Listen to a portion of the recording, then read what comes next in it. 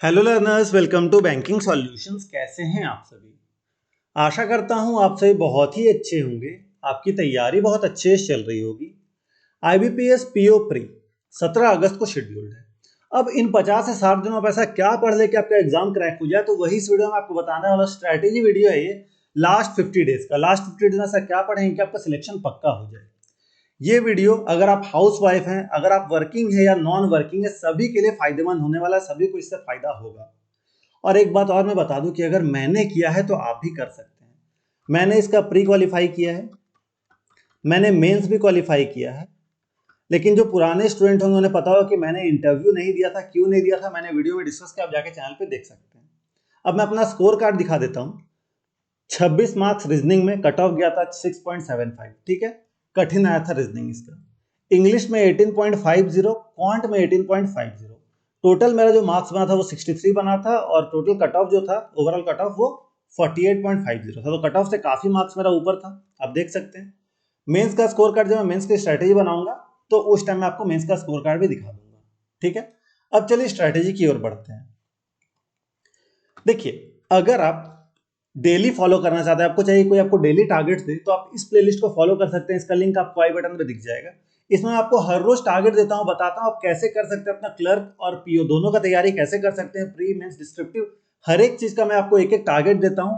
हर एक subject wise मैं आपको टारगेट देता हूं, तो आप उसे फॉलो कर सकते हैं। इस वीडियो में मैं आपको ओवरऑल बताने वाला कि 50 दिन में आपको क्या पढ़ना है। अगर आप डेली टारगेट्स नहीं फॉलो कर सकते, डेली वीडियोस नहीं देख सकते, तो ओवरऑल वाली वीडियो को देख लीजिएगा। लास्ट में आपको एरर बुक बनाने में सिखाऊंगा कि आप कैसे एरर बुक मेंटेन कर सकते हैं। ठीक है, तो आप चाहे तो इस वाली प्लेलिस्ट को भी चेक कर सकते हैं। यहाँ पे मैं आपको एग्जाम तक, आपके मेंस तक हर रोज टारगेट दूंगा। ठीक है, अब चलिए टारगेट्स की ओर बढ़ते हैं। बात करें इंग्लिश की, तो इंग्लिश में दो तरह के लोग होंगे। एक जो हिंदी मीडियम से होंगे, जिन्हें इंग्लिश बहुत ही कम आती होगी। एक इंग्लिश मीडियम से होंगे जिनकी इंग्लिश अच्छी होगी। ठीक है, तो जो हिंदी मीडियम से हैं उनके बारे में मैं थोड़ा लेट से बात करूंगा। पहले इंग्लिश मीडियम वालों को मैं बता दूं कि आप अभी रीडिंग पे ध्यान दीजिए। ठीक है, आप ये इंग्लिश मीडियम वाले ऐसे स्टूडेंट होंगे जिनका 10 प्लस नंबर आ रहा होगा। ठीक है, 10 12 15 नंबर आ रहा होगा। ऐसे स्टूडेंट के लिए कि आप अभी रीडिंग पे ध्यान दीजिए और साथ साथ सेक्शनल मॉक लगाइए। और इसके साथ ही साथ आप एक और काम करिए कि आप हर रोज एरर्स के हर रोज 10 क्वेश्चंस प्रैक्टिस करिए, और 120 रूल्स, निमिषा मैम का 120 रूल्स होगा, उसको फॉलो करिए। ठीक है, उसको हर रोज पढ़िए। जो हिंदी मीडियम से है वो क्या करेंगे, तो देखिए, आपको इंग्लिश में थोड़ा भी प्रॉब्लम होगा। आपके मार्क्स हो सकते हैं 10 से कम आ रहे होंगे। ठीक है, 10 से कम मार्क्स होंगे तो आपको कंसर्न होगा कि क्या मेरा एग्जाम निकलेगा। देखिए, अगर आपका कोई एक सेक्शन वीक है ना, तो बाकी सेक्शन को आप स्ट्रॉन्ग कर सकते हैं, इसमें सेक्शन निकाल सकते हैं। और इंग्लिश उतना भी टफ नहीं है। आप अभी जो बिगनर हैं और जो पहले से इंग्लिश पढ़ चुके, जो इंग्लिश मीडियम वाले एडिटोरियल भी हर रोज करेंगे। ये मिस हो गया था, एडिटोरियल भी आप हर रोज करेंगे। बट हिंदी मीडियम वाले क्या करेंगे, अगर आपको नॉवेल पढ़ना पसंद तो आप नॉवेल पढ़ सकते हैं। कोई अगर आप आर्टिकल पढ़ना पसंद तो आप आर्टिकल्स पढ़ सकते हैं। अभी आप एडिटोरियल पे मत जंप करिएगा डायरेक्ट। ठीक है, और साथ साथ डेली वोकैब्स करिएगा। ठीक है, डेली वोकैब्स आपको करना है। और ग्रामर का एक प्लेलिस्ट आपको मिल जाएगा, डिस्क्रिप्शन में आप देख सकते हैं। यूट्यूब पे सर्च करिएगा इंग्लिश ग्रामर प्लेलिस्ट, आपको वहां पे प्लेलिस्ट मिल जाएगा। फ्री ऑफ कॉस्ट आप ग्रामर कर सकते हैं। ठीक है, ग्रामर कर लीजिएगा। ग्रामर मुश्किल से आपको 20 से 25 दिन लगेगा। ठीक है, इतने दिन में ग्रामर करके फिर 120 रिवाइज करिएगा। और साथ ही साथ आपको हर रोज रीडिंग करना है। जो भी नया वर्ड्स मिलेगा उसे कॉपी पे लिख के रिवाइज भी करना है। ठीक है, तो दोनों ही के लिए मैं डिस्कस किया। अब बात करते हैं क्वांट की स्ट्रेटेजी की। ठीक है, मैं अज्यूम करके चल रहा हूं कि आपका क्वांट का सिलेबस कंप्लीट होगा, क्योंकि अब 50 दिन है तो क्वांट का सिलेबस तो आपका कंप्लीट होगा ही होगा। तो आपको क्या हर रोज करना है, देखिए, आपको हर रोज स्क्वायर्स, क्यूब्स और फ्रैक्शन टू परसेंटेज, ये हर रोज करना है, और टेबल्स अप टू 30। ठीक है, ये आपको हर रोज करना ही करना है। जहां पढ़ने बैठते वहां पे इन चीजों को लिखकर चिपका लीजिएगा। हर रोज 2 से 3 बार उस पर नजर मार दीजिएगा। रटने की जरूरत नहीं, बस एक बार देख लीजिएगा उसे। ठीक है, साथ साथ आपको हर रोज कैलकुलेशन प्रैक्टिस करनी है। ठीक है, कैलकुलेशन प्रैक्टिस हर रोज करिए, कम से कम 20 मिनट्स के लिए, मिनिमम 20 मिनट्स के लिए। इस टाइम कोशिश करिए कि आप पेन और कॉपी कम से कम करें। ज्यादा से ज्यादा आपको यूज करना है अपने दिमाग का, क्योंकि आपके माइंड आपका हाथ से ज्यादा फास्ट काम करता है। ठीक है, इसके बाद आपको लगाना है अप्रोक्सीमेशन के क्वेश्चन।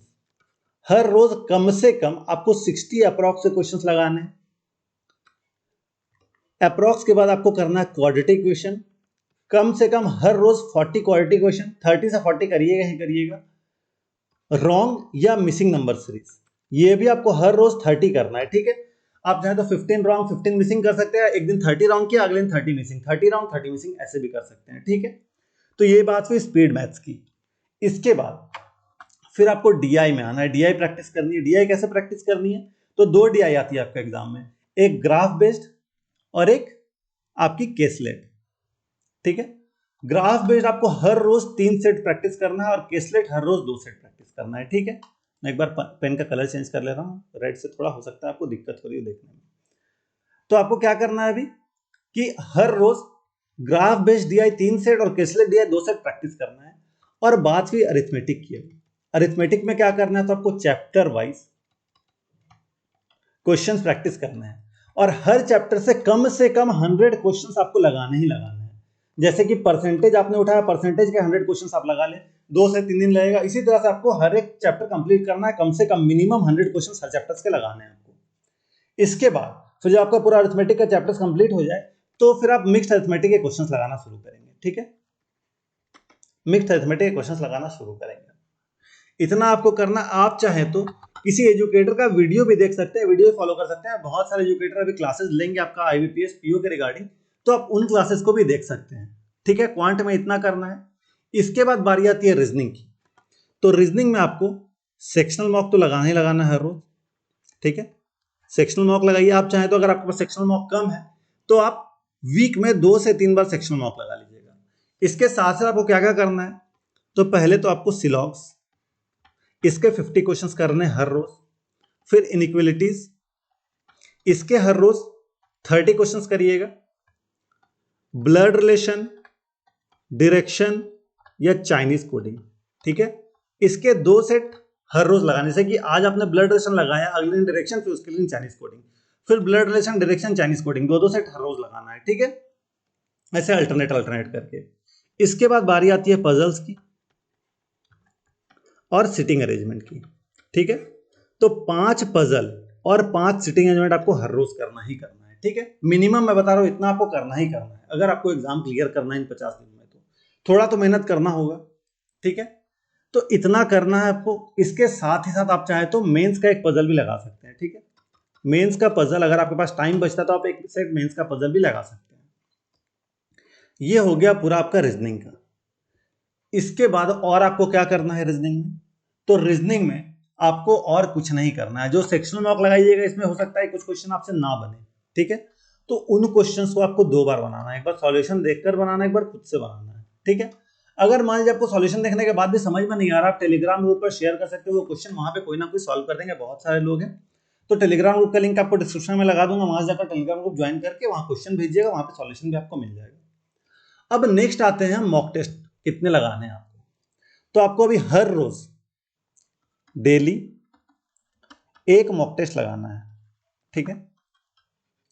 एक मॉक टेस्ट आपको हर रोज लगाना है, उसका अच्छे से एनालिसिस करना है, प्रॉपर आपको एनालिसिस करनी है। उसकी एनालिसिस किस तरह से करिएगा, तो प्री लेवल का मॉक आपको लगाना है। एनालिसिस करने के लिए इंग्लिश सेक्शन का अलग एनालिसिस का तरीका होता है, क्वांट और रीजनिंग का एनालिसिस का तरीका अलग होता है। इंग्लिश में मान लीजिए कि आपसे कोई क्वेश्चन नहीं बनते हैं, गलत बनते हैं, तो आपको उसे कॉपी पे लिख के रिवाइज करना है। जस्ट कि एरर का कोई क्वेश्चन था जो आपसे नहीं बना, तो आप एरर के क्वेश्चन के लिए क्या करिएगा, एरर के क्वेश्चन के लिए आप उसका जो भी रूल है उसे आप कॉपी पे लिख लीजिएगा। या फिर मान लीजिए वोकैब का कोई क्वेश्चन है, वो क्वेश्चन आपसे नहीं बना या गलत बना, तो आप उस वोकैब को भी कॉपी पे लिख लेंगे और वीक में एक बार इस चीज को रिवाइज भी करेंगे। अपनी वोकैब वाली और एरर वाली कॉपी को एक बार वीक में रिवाइज भी करेंगे। इसके बाद बारी आती है क्वांट और रीजनिंग की। इसको कैसे प्रैक्टिस करना है आपको, तो देखिए क्वांट और रीजनिंग में जो क्वेश्चन नहीं बने हैं, गलत बने हैं, 2 बार बनाना है आपको। एक बार सॉल्यूशन देखकर बनाना है, एक बार खुद से बनाना है, ठीक है।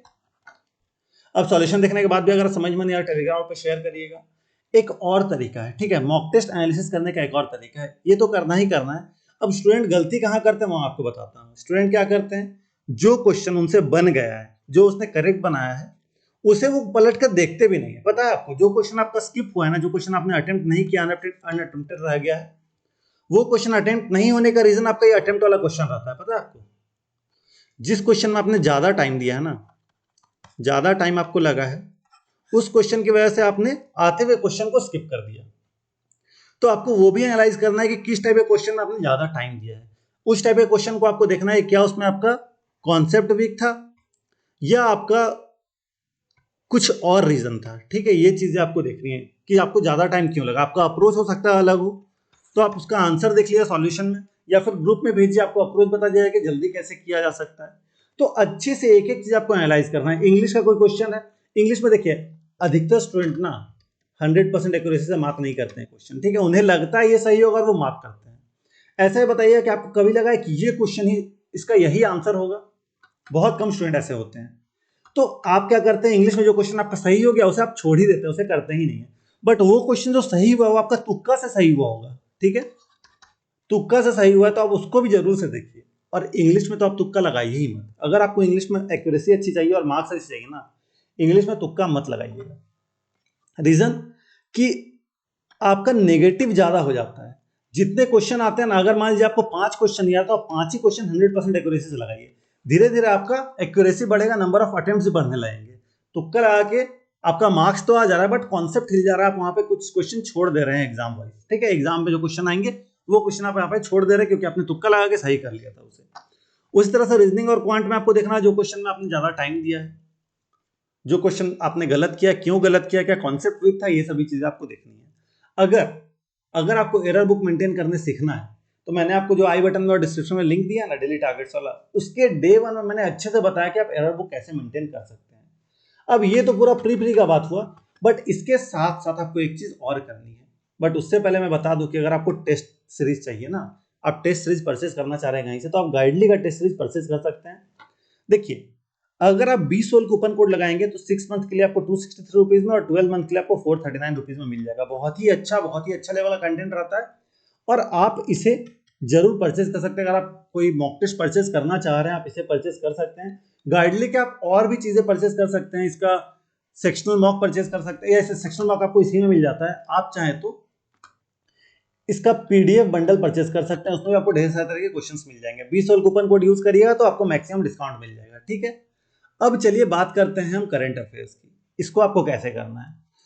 बहुत लोग बोलेंगे डेली करना है, बहुत लोग बोलेंगे वीकली करना है, बहुत लोग बोलेंगे मंथली करना है, और कुछ लोग बोलेंगे कि प्री तक आप कुछ मत करिए, सीधे मेंस आएगा, प्री देने के बाद तब मेंस के लिए करंट अफेयर्स पढ़िएगा। तो ऐसे लोगों से दूर हो जाइए। जो ऐसे बोल रहे हैं आपको कि प्री में करंट अफेयर्स मत पढ़िए, प्री निकलने के बाद पढ़िएगा, उनसे आप कोसों दूर हो जाइए। ठीक है, अब आपको इन तीनों में क्या करना है, तो मैं आपको बताता हूं। ये तीनों चीजें करनी है आपको।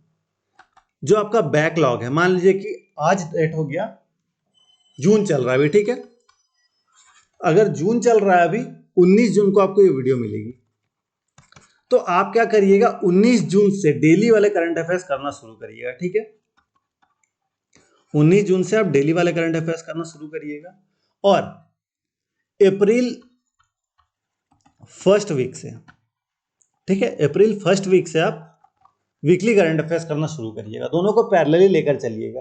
इससे आपका बैकलॉग भी क्लियर होगा, और आपका साथ ही साथ डेली करंट अफेयर्स भी आपका चलता रहेगा। जब एक बार आप यहां तक पहुंच गए तो भी आप वीकली को करते रहेगा, इससे आपका रिवीजन होता चलेगा। तो डेली आपको करना और वीकली साथ साथ लेकर चलना है। ठीक है, और फिर मंथली आपको कब करना है, तो मंथ में जब आपका एक मंथ कंप्लीट हो, जैसे कि आपने अप्रैल का 4 वीक का करंट अफेयर्स कर लिया, फिर आपको अप्रैल का मंथली एक बार कर लेना है। इससे आपका दिमाग में छपता रहेगा। करंट अफेयर्स कुछ नहीं है, बस एक रिवीजन है। जितना आप रिवीजन करिएगा उतना आप ज्यादा स्कोर करिएगा। ठीक है, तो करंट अफेयर्स तरह से करिए, आपको करंट अफेयर्स में स्कोर बढ़ जाएगा। अब बारी आती है डिस्क्रिप्टिव की। तो डिस्क्रिप्टिव राइटिंग के लिए आप गाइडली का डिस्क्रिप्टिव राइटिंग का कोर्स ले सकते हैं, या फिर बहुत सारे बुक्स हैं, या आप डेली टारगेट्स में आपको देता हूं, वहां पे भी आपको डिस्क्रिप्टिव राइटिंग के लिए मैं टॉपिक्स बताता रहता हूं, वहां से आप डेली डिस्क्रिप्टिव का कर सकते हैं। डिस्क्रिप्टिव में देखिए क्या आता है, आपका ऐसे रहता है और लेटर रहता है। ठीक है, तो आपको हर रोज एक ऐसे एक लेटर लिखने की प्रैक्टिस रखनी है। ठीक है, एक ऐसे और एक लेटर हर रोज लिखना है आपको। टॉपिक आप गूगल करिए, आपको टॉपिक्स मिल जाएंगे, उन टॉपिक्स पे भी आप चाहें तो कर सकते हैं। ठीक है, खुद से लिख सकते हैं आप, या आप गूगल करिए, टॉपिक आपको मिल जाएगा, आप देख कर बस टाइप कर दीजिए। इससे आपका टाइपिंग स्पीड भी बढ़ेगा। ठीक है, और कंटेंट आपको मिलता रहेगा। तो आप चाहें तो देख कर भी लिख सकते हैं, आप चाहें तो अपना कंटेंट भी लिख सकते हैं। आपको जैसा सुविधा आप कर सकते हैं। अब बहुत लोग बोलेंगे कि डिस्क्रिप्टिव के लिए कंप्यूटर होना जरूरी है क्या? तो मैं बोलता हूँ डिस्क्रिप्टिव के लिए कंप्यूटर होना जरूरी नहीं है। आपके पास कीबोर्ड होना जरूरी है। ठीक है, कीबोर्ड मात्र आपको 150 रुपए के आसपास मिल जाएगा, 100-150 में आपको कीबोर्ड मिल जाएगा। एक ओटीजी ले लीजिए, कीबोर्ड को अपने मोबाइल से कनेक्ट कर दीजिए, और फिर टाइपिंग करना शुरू कर दी। मोबाइल में आप माइक्रोसॉफ्ट वर्ड या कोई भी ऐसा ऐप इंस्टॉल करके आप उसमें टाइपिंग कर सकते हैं। टाइपिंग प्रैक्टिस आपको रखनी है कीबोर्ड पे, आपको कंप्यूटर की जरूरत नहीं है, बस आप टाइप करते रहिए, आपका टाइपिंग प्रैक्टिस हो जाएगा। कुछ लोग बोलेंगे मॉक टेस्ट देने के लिए क्या कंप्यूटर जरूरी होता है? तो मॉक टेस्ट देने के लिए कंप्यूटर जरूरी नहीं होता, आपको एक माउस लेना होता है और ओटीजी आप ले लीजिएगा। मोबाइल को ओटीजी के थ्रू माउस से कनेक्ट करके आप मोबाइल को लैंडस्केप मोड में करिएगा, ठीक है। डेस्कटॉप व्यू पे जाके मॉक टेस्ट खोलिएगा वेबसाइट से और फिर मॉक लगाना शुरू करिएगा, पूरा एग्जाम फील आपको मिल जाएगा। और चाहे तो आप वीक में एक बार साइबर कैफे जाके या किसी दोस्त के कंप्यूटर से मॉक दे सकते हैं, कंप्यूटर से देने का मन है तो ऐसे आप मोबाइल से भी मॉक दे सकते हैं। तो यही था इस वीडियो के लिए, मैंने हर एक चीज डिटेल में डिस्कस किया आपके साथ। आप वर्किंग हो, नॉन वर्किंग हो या फिर हाउसवाइफ हो, इस पूरे स्ट्रेटजी को फॉलो करिए, अपने हिसाब से अपना टाइम बनाइए, ये चीजों को करिए, आपका एग्जाम जरूर से क्लियर होगा। इसके अलावा अगर आपको कोई भी डाउट आता है आप कमेंट करके पूछिए, कमेंट सेक्शन ओपन है आप सभी के लिए। आप कमेंट करें, मैं आपका हर एक का कमेंट पढ़ता हूं, आपको रिप्लाई भी कर दिया करूंगा, उसी कमेंट में मैं रिप्लाई कर दूंगा। कोई भी डाउट है आप कमेंट करिए। इस वीडियो को आप ज्यादा से ज्यादा शेयर करिए, क्योंकि लोग तक पहुंच नहीं पाता है, वैल्यूएबल इन्फॉर्मेशन है तो लोग तक पहुंचाइए, शेयर करिए। आपको एक ड्यूटी दे रहा हूं मात्र, इस वीडियो को शेयर करिए और इस वीडियो को लाइक कर दीजिए, ठीक है। ये दो चीजें कर दीजिए और आप इस चैनल को सब्सक्राइब कर लीजिए ताकि आने वाले वीडियोस नोटिफिकेशन आपको मिलती रहे। और आपके सब्सक्राइब करने से हमें सपोर्ट मिलता है, मोटिवेशन मिलता है और भी वीडियोस लाने के लिए, तो आप सब्सक्राइब कर सकते हैं। आपको किसी प्रकार डाउट है कमेंट में पूछिए। आपको आपके एग्जाम के लिए all the best. Thank you.